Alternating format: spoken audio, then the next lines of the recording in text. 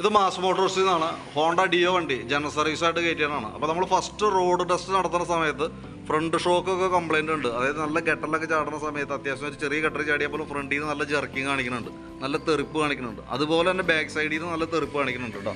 അപ്പോൾ നമ്മൾ വണ്ടി ടെസ്റ്റിന് വേണ്ടിയിട്ട് ജനറൽ സർവീസ് ആയൊരു ഡീറ്റെയിൽ ചെക്കപ്പിന് വേണ്ടി വണ്ടി കയറ്റിയിട്ടുണ്ട്. അപ്പോൾ നമ്മൾ ബാക്ക് ബ്രേക്കിൻ്റെ ഭാഗം തുടങ്ങി നമ്മൾ ചെക്ക് ചെയ്ത് പോകുന്നുണ്ട്.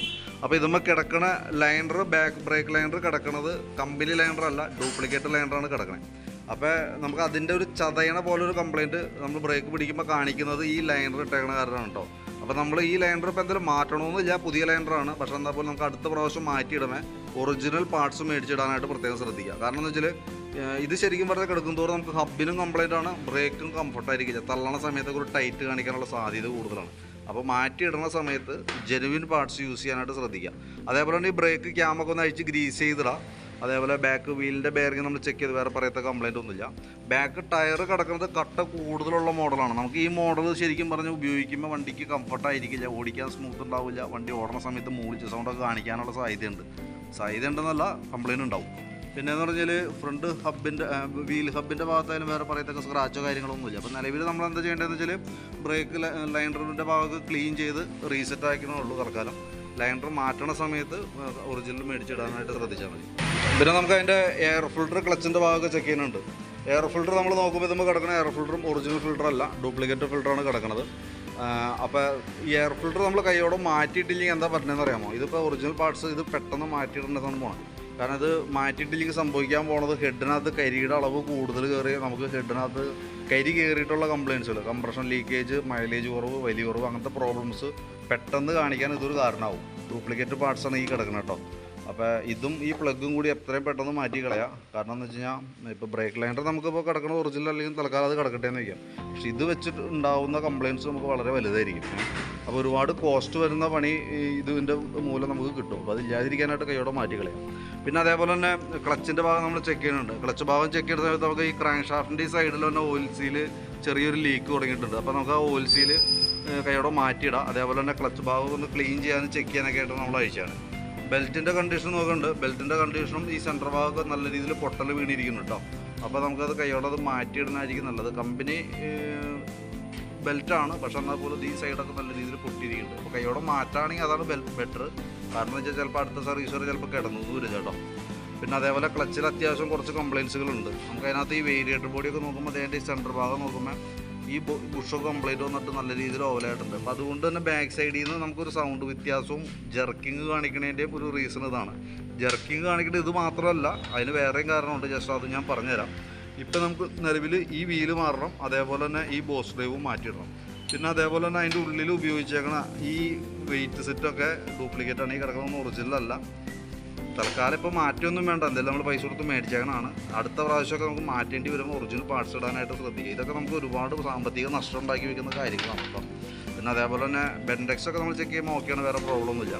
പിന്നെ ഉള്ളത് ബാക്കിൽ വരുന്ന ക്ലച്ച് ഷൂ ആണ്. ക്ലച്ച് ഷൂ എന്ന് പറയുമ്പോൾ ഇത് പക്ക ഡ്യൂപ്ലിക്കേറ്റ് സാധനം മേടിച്ചിട്ടാണ്. അപ്പോൾ അതിൻ്റെയാണ് വണ്ടി നമ്മൾ എടുക്കുന്ന സമയത്ത് ഒരു ജർക്കിങ് കാണിക്കുന്നത് ഈ ക്ലച്ച് ഷൂ കിടക്കുന്നതിൻ്റെയാണ്. അതിൻ്റെ കാരണം നോക്കിക്കഴിഞ്ഞാൽ കൃത്യമായിട്ട് പറയാം. ഈ ഭാഗങ്ങൾ കറക്റ്റായിട്ട് ക്ലച്ച് ഔട്ടിൽ പിടിക്കുന്നുണ്ട്. ഈ സൈഡ് കളർ വേരിയേഷൻ എന്നൊക്കെ പറയും, ഈ ഭാഗം പിടിക്കില്ല. അതുപോലെ തന്നെ ആയിരിക്കും എല്ലാ ക്ലച്ച് ഷൂൻ്റെ ഭാഗത്തും, ശ്രദ്ധിച്ചാൽ മനസ്സിലാവും. അപ്പോൾ അത് കറക്റ്റായിട്ട് ക്ലച്ച് ഔട്ടിൽ പിടിക്കാത്തൊരു കണ്ടീഷൻ വരും ഈ ഔട്ടറിനകത്ത്. അതുകൊണ്ടാണ് ജർക്കിങ് വരിക. ഇപ്പം നമ്മൾ അഴിച്ച് ക്ലീൻ ചെയ്തിടുമ്പോൾ കറക്റ്റായിട്ട് നിൽക്കും. പക്ഷേ നിങ്ങൾക്ക് ഒരാഴ്ച 2 ആഴ്ചക്കുള്ളിൽ തന്നെ വീണ്ടും ആ സെയിം കംപ്ലയിൻറ്റ് കാണിക്കാനായിട്ട് തുടങ്ങും, ജർക്കിങ് കാണിക്കാനായിട്ട് തുടങ്ങും. ഇത് ഒറിജിനൽ പാർട്സ് വരുമ്പോൾ 1000-1200 അടുത്ത് നമുക്ക് വില വരുന്ന സംഭവമാണ്. അപ്പോൾ തൽക്കാലം ഇപ്പോൾ മാറ്റണമെന്നൊന്നുമില്ല, മാറ്റേണ്ട ആവശ്യമില്ല. പരമാവധി ഉപയോഗിക്കുക. ഈ ജർക്കിങ് കംപ്ലയിൻറ്റ് എപ്പോഴും നമ്മുടെ ഇതിനകത്തുണ്ടാവും. വണ്ടി നിർത്തിയിട്ട് എടുക്കുന്ന സമയത്ത് ജർക്കിങ് കാണിക്കും. ഓട്ടത്തിൽ കുഴപ്പമൊന്നും ഉണ്ടാവില്ല, പക്ഷെ നിർത്തിയിട്ട് എടുക്കുമ്പോൾ ഈ കംപ്ലയിൻറ്റ് ഉണ്ടാവും കേട്ടോ. പിന്നെ അതേപോലെ നമുക്ക് ഈ ഭാഗത്തേക്ക് വരുമ്പോഴത്തേക്കും എഞ്ചിൻ ഹെഡിൻ്റെ ഇവിടെയൊക്കെ ചെറിയ നനവ് കാണിച്ചു തുടങ്ങിയിട്ടുണ്ട്. അപ്പോൾ ആ ഗ്യാസ്കറ്റുകളൊക്കെ ഒന്ന് കൈയോടെ മാറ്റിയിടാണെങ്കിൽ അതായിരിക്കും നല്ലത്. പിന്നെ എഞ്ചിൻ റൂമിൻ്റെ ഉള്ളിലത്തെ അവസ്ഥ ഇതാണ്. നല്ല രീതിയിൽ അത്യാവശ്യം ചെളി കാര്യങ്ങളൊക്കെ ഉണ്ട്. അപ്പോൾ നമ്മളെന്താ ചെയ്യേണ്ടതെന്ന് വെച്ചാൽ ഈ രീതിയിൽ തന്നെ ഓപ്പണായിട്ടൊന്ന് അഴിച്ച് വാഷ് ചെയ്യുകയാണെങ്കിൽ അതായിരിക്കും കുറേ കൂടി ബെറ്റർ കേട്ടോ. കാരണം ഞാൻ എൻ്റെ ഉള്ളിൽ അത്യാവശ്യം ചെളി ഉള്ളതുകൊണ്ട് തന്നെ എവിടെയെങ്കിലൊക്കെ തുരുമ്പിട്ടിരിക്കിട്ട് നമുക്ക് അറിയാൻ പറ്റില്ല. ഓൾറെഡി ചേസിൻ്റെ ഭാഗത്ത് എവിടെയെങ്കിലൊക്കെ തുരുമ്പിട്ടി നമുക്ക് അറിയാൻ പറ്റില്ല. അപ്പോൾ വാട്ടർ സർവീസ് പറഞ്ഞിട്ടുണ്ട്. അപ്പോൾ സാധാ ബോഡി വാഷിക്കായിരിക്കും ഉദ്ദേശിക്കുന്നത്. പക്ഷേ അതിൻ്റെ ഉള്ളും കൂടി അഴിച്ചൊന്ന് കഴുകുകയാണെങ്കിൽ അതായിരിക്കും കുറേ കൂടി നല്ലത് കേട്ടോ. കൂട്ടത്തിൽക്കൂടെ നമ്മൾ ഈ എയർ ഫിൽറ്ററൊക്കെ ഈ ഒരു അവസ്ഥയിൽ കിടക്കുന്ന സ്വാഭാവികമായിട്ട് ഈ കാർബേറ്റും കൂടി അഴിച്ച് ക്ലീൻ ചെയ്യേണ്ടതാണ്. കാരണം ഞാൻ ഇപ്പം നിലവിൽ പ്രോബ്ലം ഇല്ലെങ്കിലും ഇപ്പോൾ ബാക്കിയത്തെ വർക്ക് കംപ്ലീറ്റ് ചെയ്ത് നമ്മൾ കാർബറേറ്റർ അയച്ച് ക്ലീൻ ചെയ്യാതെയാണ് വണ്ടി പോകണമെന്നുണ്ടെങ്കിൽ സ്റ്റാർട്ടിങ് കംപ്ലൈൻറ്റ് റണ്ണിങ്ങിൽ ഓഫ് അങ്ങനത്തെ പ്രോബ്ലം വരാനായിട്ടുള്ള സാധ്യത വളരെ ഹൈ ആണ്. അപ്പോൾ കൂട്ടത്തിൽ കൂടെ ചെയ്ത് പോകണമായിരിക്കും ഏറ്റവും നല്ലത് കേട്ടോ. അതിപ്പോൾ നിലവിൽ നമുക്കിപ്പോൾ പ്രത്യേകിച്ച് കംപ്ലൈൻ്റ് ഒന്നുമില്ല, മിസ്സിങ്ങോ വേറെ പ്രോബ്ലംസോ ഒന്നും ഇല്ല. പക്ഷെ എന്നാൽ പോലും നമുക്കൊരു മുൻകരുതൽ എന്ന നിലയിൽ അത് ക്ലീൻ ചെയ്ത് ഇട്ട് പോവുകയാണെങ്കിൽ അതായിരിക്കും ഏറ്റവും നല്ലത് കേട്ടോ. പിന്നെ അതേപോലെ ഫ്രണ്ട് ഭാഗത്തേക്ക് വരുമ്പോഴത്തേക്കും ഫ്രണ്ടിലാണ് നമുക്ക് ആ കംപ്ലയിൻറ്റ്സ് കൂടുതൽ വരാം. ഒന്ന് ഹാൻഡിലിൻ്റെ ബെയറിങ് കോൺസെപ്റ്റ് കംപ്ലയിൻ്റ് ഉണ്ട്. ആ കംപ്ലയിൻറ്റ് വരാനായിട്ടുള്ള കാരണം എന്ന് വെച്ചാൽ ഫ്രണ്ടിലത്തെ ഈ 2 ഷോക്ക് പോയി കിടക്കാം. വെറുതെ ഒരു ഗട്ടറി ചാടിയാൽ പോലും നല്ല തെറിപ്പ് കാണിക്കാം. അതേപോലെ തന്നെ അതിൻ്റെ എല്ലാ ബുഷുകളും, ആ ഷോക്ക് കംപ്ലയിൻ്റ് ആണെങ്കിൽ ബുഷുകളൊന്നും നിൽക്കില്ല, എല്ലാം തന്നെ കംപ്ലയിൻറ്റിലേക്ക് വരും. അപ്പോൾ 2 ഷോക്ക് മാറണം, ഈ ലിങ്കിൻ്റെ ബുഷുകൾ മാറ്റിയിടാം, കോൺസെപ്റ്റ് മാറ്റാം. അതാണ് നമുക്ക് ഫ്രണ്ടിൽ ചെയ്യാനായിട്ടുള്ളത്. പിന്നെ അതേപോലെ ബ്രേക്കിൻ്റെ കേബിളുകൾ 2 ഔട്ടർ വലിയ ഈ ഒരു അവസ്ഥയിലാണ് നിൽക്കണം കേട്ടോ. ആ 2 കേബിൾ കൂടി കൂട്ടത്തിൽ മാറ്റിയിടാം. ഫ്രണ്ട് ബ്രേക്ക് ലൈനർ അത്യാവശ്യം ഉപയോഗിക്കാനുണ്ട്, കുഴപ്പമൊന്നുമില്ല. പിന്നെ സ്പീഡോമീറ്റർ വർക്കിംഗ് അല്ല, അതിനകത്ത് 2 പ്രശ്നമുണ്ട്. ഒന്ന് നമുക്ക് ഈ ഭാഗം കേബിൾ പിടിപ്പിക്കുന്ന ഈ ഭാഗം പൊട്ടിപ്പോയേക്കാണ് ഇവിടുത്തെ. അപ്പോൾ തന്നെയല്ല നമുക്ക് മീറ്റർ ആണെങ്കിൽ നമ്മൾ ചെക്ക് ചെയ്യുമ്പോൾ മീറ്റർ ടൈറ്റും കാണിക്കുന്നുണ്ട്. ഇപ്പോൾ നിലവിൽ മീറ്റർ വർക്കിംഗ് അല്ല, അപ്പോൾ അതുകൊണ്ട് നമ്മൾ ജനറൽ സർവീസിൻ്റെ ഭാഗമായിട്ടൊന്ന് ചെക്ക് ചെയ്തതാണ്. അപ്പോൾ നമുക്ക് മീറ്റർ റെഡി ആക്കണമെന്നുണ്ടെങ്കിൽ മീറ്റർ മാറ്റിയിടേണ്ടി വരും. ഈ ഇരിക്കുന്ന ബ്രേക്കിൻ്റെ സബ് പാനൽ കൂടി മാറ്റിയാലാണ് അത് ചെയ്യാനായിട്ട് പറ്റുള്ളൂ. അത് ഞാനിപ്പോൾ തൽക്കാലം എസ്റ്റിമേറ്റിൽ ഉൾപ്പെടുത്തണില്ല. നിങ്ങൾ വീഡിയോ കണ്ടിട്ട് നോക്കിയിട്ട് പറഞ്ഞാൽ മതി. വേണമെന്നുണ്ടെങ്കിൽ നമുക്ക് പാർട്സ് ബുക്ക് ചെയ്ത് വരുത്തിയിടുക. പിന്നെ അതേപോലെ ബാറ്ററി നമ്മളൊന്ന് ചെക്ക് ചെയ്ത് വിടുന്നുണ്ട്. 2020 മോഡൽ ബാറ്ററിയാണ് നമുക്ക് വണ്ടിയിൽ ഇരിക്കണത്. ആമറോണിൻ്റെ ബാറ്ററിയാണ്. വോൾട്ട് നോക്കുമ്പോൾ 12.5 വോൾട്ട് കാണിക്കുന്നുണ്ട്. ബാറ്ററി നമ്മൾ ടെസ്റ്റിലേക്ക് കൊടുക്കുന്നുണ്ട്. ടെസ്റ്റിലേക്ക് കൊടുക്കുമ്പോൾ ഇതിനകത്ത് ഓൾറെഡി കംപ്ലൈൻ്റ് ആയിട്ടാണ് കാണിക്കുന്നത്. 2020 മോഡൽ ബാറ്ററിയാണ്, 5 വർഷം പഴക്കമുണ്ട്. അപ്പോൾ സ്വാഭാവികമായിട്ടും ബാറ്ററി കംപ്ലൈൻറ്റ് ഉണ്ട്. പക്ഷേ സെൽഫ് പഠിക്കുന്നുണ്ട്. അപ്പോൾ നമുക്കിപ്പോൾ മാറ്റമൊന്നും വേണ്ട, ഓൾറെഡി ഓർമ്മയിൽ വെച്ചേക്കാം. തൊട്ടടുത്ത് തന്നെ നമുക്ക് സെൽഫിൻ്റെ കംപ്ലൈൻറ്റ് കാണിക്കും, ആ സമയത്ത് മാറ്റിയാലും മതി. ഇനി അതല്ല കൂട്ടത്തിൽ മാറ്റണമെന്നുണ്ടെങ്കിൽ പറയുകയാണെങ്കിൽ ആ കൂട്ടത്തിൽ കൂടെ നമുക്ക് ആമറോണിൻ്റെ ആക്സസറീസിൽ നമുക്ക് ചെയ്തെടുക്കാനും പറ്റും. പിന്നെ അതേപോലെ സ്പാർക്ക് പ്ലഗ് നമ്മൾ കൂട്ടത്തിൽ കൂടെ മാറ്റിയിടണം. കാരണം എന്താ വെച്ചാൽ എയർ ഫിൽറ്റർ മാറ്റുമ്പോൾ കൂട്ടത്തിൽ തന്നെ പ്ലഗ് മാറ്റേണ്ടതാണ്. ഇനി എയർ ഫിൽറ്റർ മാറ്റിയില്ലെങ്കിൽ പോലും പ്ലഗ് മാറ്റിയിടാം. അതിൻ്റെ പോയിൻ്റ് അത്യാവശ്യം നല്ല രീതിയിൽ തന്നെ പോയിട്ടുണ്ട്. പിന്നെ അതേപോലെ സെക്കൻഡറി ഫിൽറ്റർ സ്പോഞ്ച് ടൈപ്പാണ്, മൊത്തം പൊടിഞ്ഞ് ഈ ഒരു അവസ്ഥയിലേക്ക് ആയിട്ട് അത് മാറ്റിയിടാം. പിന്നെ എഞ്ചിൻ ഓയിൽ ചെക്കപ്പ് പറഞ്ഞായിരുന്നേ, എഞ്ചിൻ ഓയിൽ നിലവിൽ ലെവലുണ്ട്, പക്ഷേ കളറ് നല്ല രീതിയിൽ വ്യത്യാസം വന്നിട്ടുണ്ട്. എഞ്ചിൻ ഓയിലിൻ്റെയൊക്കെ പ്രത്യേകത എന്ന് വെച്ചാൽ നമ്മൾ കിലോമീറ്ററിൻ്റെ അടിസ്ഥാനത്തിൽ മാത്രമാണ് ഓയിൽ മാറ്റാൻ പാടുള്ളൂ. നേരത്തെ മാറ്റേണ്ട ആവശ്യമില്ല, വൈകി ഓടരുത്. കിലോമീറ്റർ നിങ്ങളുടെ സ്പീഡോമീറ്റർ വർക്കിംഗ് അല്ലാത്തത് കൊണ്ട് സംഭവിക്കാൻ സാധ്യത ഒരു കാരണവശാലും നേരത്തെ ആയിരിക്കും ഞങ്ങൾ മാറ്റാം, ഒരുപാട് വൈകിട്ടായിരിക്കും മാറ്റാം. അത് നമുക്ക് ഇപ്പോൾ കാലക്രമേണ എഞ്ചിന് കംപ്ലയിൻറ്റ് വരാനുള്ള സാധ്യത കൂടുതലാണ്. അതൊക്കെ പ്രത്യേകം ശ്രദ്ധിക്കുക. സ്പീഡോമീറ്റർ കറക്റ്റാക്കി ഇടേണ്ടത് അത്യാവശ്യം വന്നത് അങ്ങനെയുള്ള വന്ന സന്ദർഭങ്ങളിലാണ് കേട്ടോ. പിന്നെ നമുക്ക് ബാക്കിലത്തെ ഷോക്ക് അപ്സിൻ്റെ അവസ്ഥ നമ്മൾ ഓടിക്കുമ്പോൾ ഈ സൈഡൊക്കെ നോക്കി കഴിഞ്ഞാൽ അത് ഇവിടെയൊക്കെ ഓയിൽ ലീക്കായിട്ടാണ് വന്നേക്കണേ. ഷോക്ക് ഇപ്പോൾ ഫ്രണ്ടും ബാക്കുമാണ് പോയേക്കണത് കേട്ടോ.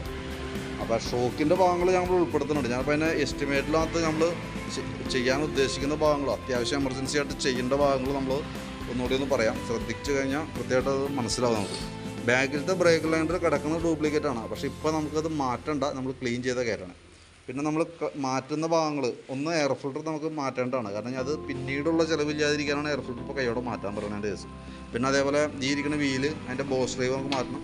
പിന്നെ ബാക്കിലത്തെ വീൽ നമ്മൾ ഫുള്ളായിട്ട് ഗ്രീസ് ചെയ്യാൻ വേണ്ടി വെച്ചാൽ അപ്പോൾ പിന്നൊക്കെ നല്ല തേമാനമുണ്ട്, അതൊന്ന് മാറ്റി അതിൻ്റെ ഓൾസീൽ മാറ്റി ഇട്ട് കഴിഞ്ഞാൽ റെഡി ആയിക്കോളും. ഈ സ്പെഷ്യൽ നട്ട് ഫുള്ള് വെട്ടി ഈ ഒരു അവസ്ഥയിലേക്കാണ് അയച്ചിട്ടത് കേട്ടോ. അപ്പോൾ അത് നമ്മൾ മാറ്റിയിടുന്നുണ്ട്. കാരണം എന്താ വെച്ചാൽ കറക്റ്റ് ടൈറ്റിലേക്ക് കിട്ടണമെന്നുണ്ടെങ്കിൽ കമ്പനി ടോർക്കിൽ ടൈറ്റ് ചെയ്യണമെങ്കിൽ നമുക്ക് സ്പാൻഡർ പിടിക്കാൻ പറ്റണം. ഇതിപ്പോൾ വെട്ടിയാണെങ്കിൽ നമുക്കത് ചെയ്യാൻ പറ്റില്ല. അപ്പോൾ അത് കൂട്ടത്തിൽ ക്ലിയർ ചെയ്യാം. ക്ലച്ചിൽ വരുന്ന ഓയിൽസീൽ നമുക്ക് മാറ്റിയിടേണ്ടതുണ്ട്. ഹെഡിൻ്റെ ഈ ഓയിൽ ലീക്ക് ഉണ്ട്, ഗ്യാസ്കറ്റ് അയച്ച് മാറ്റുന്നുണ്ട്. ഓപ്പൺ വാഷിംഗ് ആയിട്ടാണ് കൂട്ടണം കേട്ടോ. അതല്ലെങ്കിൽ സ്വാഭാവികമായിട്ട് നമ്മൾ പുറമേത്തെ ചെളി മാത്രമേ പോകുള്ളൂ, ഉള്ളിലെ ഇതേപോലെ തന്നെ ഇരിക്കും, നമുക്ക് അറിയാൻ പറ്റില്ല.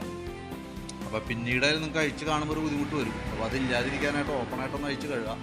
അതിന് ശേഷം നമുക്ക് വല്ലതായിട്ട് തുരുമ്പോ കാര്യങ്ങളൊക്കെ ഉണ്ടെങ്കിൽ കൈയോടെ പെയിൻ്റ് അടിച്ച് ചെയ്ത് പോകും. അപ്പോൾ വർക്ക് നീറ്റായിട്ട് പോകും കേട്ടോ. അപ്പോൾ നോക്കിയിട്ട് പറഞ്ഞാൽ മതി. പിന്നെ അതേപോലെ ഫ്രണ്ടിലേക്ക് വരുന്ന കേബിൾ 2 പോയിട്ടുണ്ട്. സ്പീഡോമീറ്റർ കേബിൾ കംപ്ലൈൻ്റ് ആണ്, അത് നമുക്കൊന്നും ചെയ്യാൻ പറ്റാത്തൊരു കണ്ടീഷനാണ്. മീറ്ററും സബ് പാനൽ കംപ്ലൈൻ്റ് ആണ്. അപ്പോൾ അത് രണ്ടും മാറ്റിയാലാണ് അത് ക്ലിയർ ആവുള്ളൂ. അപ്പോൾ അത് തൽക്കാലം എസ്റ്റിമേറ്റിൽ ഉൾപ്പെടുത്തുന്നില്ല. പിന്നെ 2 ഷോക്കപ്പ്, ഫ്രണ്ടിലത്തെ ക്വസ്റ്റ്യൻ അസംബ്ലി 2 മാറുന്നുണ്ട്, ഫ്രണ്ടിലത്തെ ലിങ്ക് ബുഷ് മാറ്റുന്നുണ്ട്, കോൺസെപ്റ്റ്.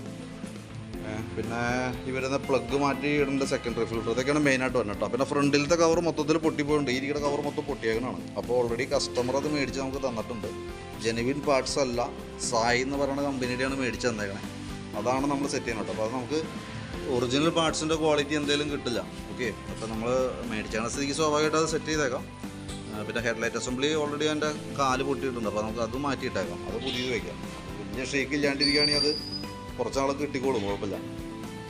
അപ്പോൾ ഞാൻ ഇപ്പോൾ ഈ പറഞ്ഞിരിക്കുന്ന ഭാഗങ്ങൾ ഉൾപ്പെടുത്തിയിട്ടുള്ള ഒരു എസ്റ്റിമേറ്റാണ് ഞാൻ വാട്സാപ്പിലേക്ക് ഇടണം കേട്ടോ. അപ്പോൾ നോക്കിയിട്ടൊന്ന് റിപ്ലൈ ഇടാം. വണ്ടി അത്യാവശ്യം മെയിൻ്റനൻസ് വർക്ക് ഉണ്ട്, നമുക്ക് സമയം എടുക്കുന്ന പണിയാണ്.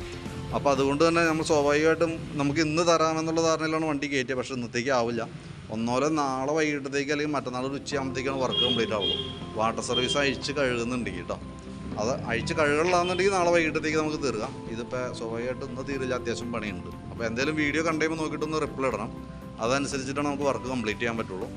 എന്തായാലും റിപ്ലൈ കിട്ടിയാലേ നമ്മൾ വർക്ക് കണ്ടിന്യൂ ചെയ്യാൻ പറ്റുള്ളൂ കേട്ടോ. അപ്പോൾ വീഡിയോ കണ്ടുമ്പോൾ നോക്കിയിട്ട് ഏതെങ്കിലും പാർട്സുകൾ അഡീഷണൽ മാറ്റണമെങ്കിൽ പറയാം, അതനുസരിച്ച് നമുക്ക് ചെയ്യാം. ഇനി അതല്ലെങ്കിൽ നമ്മൾ ഈ പറഞ്ഞ സജഷൻ പ്രകാരമുള്ള വർക്കുകൾ ചെയ്യാം. പിന്നെ അത് നമുക്ക് എടുക്കുന്ന പാർട്സുകൾ, ഡ്യൂപ്ലിക്കേറ്റ് പാർട്സുകളുടെ ഭാഗങ്ങൾ ശ്രദ്ധിച്ചിട്ടുണ്ടാവുമെന്ന് ഞാൻ മനസ്സിലാവുന്നു. ഒന്ന് ക്ലച്ച് ഷൂ കംപ്ലയിൻറ്റ് ഡ്യൂപ്ലിക്കേറ്റാണ്, ബ്രേക്ക് ഷൂ ഡ്യൂപ്ലിക്കേറ്റാണ്, ക്ലച്ചിൽ തന്നെ വെയിറ്റ് സെറ്റൊക്കെ ഡ്യൂപ്ലിക്കേറ്റാണ് കിടക്കുന്നത് കേട്ടോ. എയർ ഫിൽറ്റർ ഡ്യൂപ്ലിക്കേറ്റ് കിടക്കണം. അപ്പോൾ പരമാവധി ജെനുവിൻ പാർട്സുകൾ ഉപയോഗിക്കാനായിട്ട് ശ്രദ്ധിക്കുക. ഇതിപ്പോൾ നിങ്ങളുടെ പൈസ ഒരുപാട് സാമ്പത്തിക നഷ്ടം വരുന്നതിൻ്റെ റീസൺ ജെനുവിൻ പാർട്സ് ഉപയോഗിക്കുകയാണെന്നുണ്ടെങ്കിൽ അതിൻ്റെ എൻഡ് വരെ നമുക്ക് ഉപയോഗിക്കാൻ കിട്ടും. പക്ഷേ ഇതൊക്കെ നമുക്ക് ഇടയ്ക്ക് എന്തെങ്കിലും മാറ്റി കളയേണ്ടി വരും. സ്വാഭാവികമായിട്ടും വർഷോപ്പാർ ചെയ്ത് വയ്ക്കുന്ന പണിയാണ്. അപ്പോൾ നമ്മൾ പ്രത്യേകിച്ചൊന്നും പറഞ്ഞിട്ട് കാര്യമില്ല. ഓക്കെ, അപ്പോൾ ഞാൻ ഡീറ്റെയിൽസ് വാട്സാപ്പിലേക്ക് ഇട്ടേക്കാം, നോക്കിയിട്ടൊന്ന് റിപ്ലൈ ഇട്ടേരെ.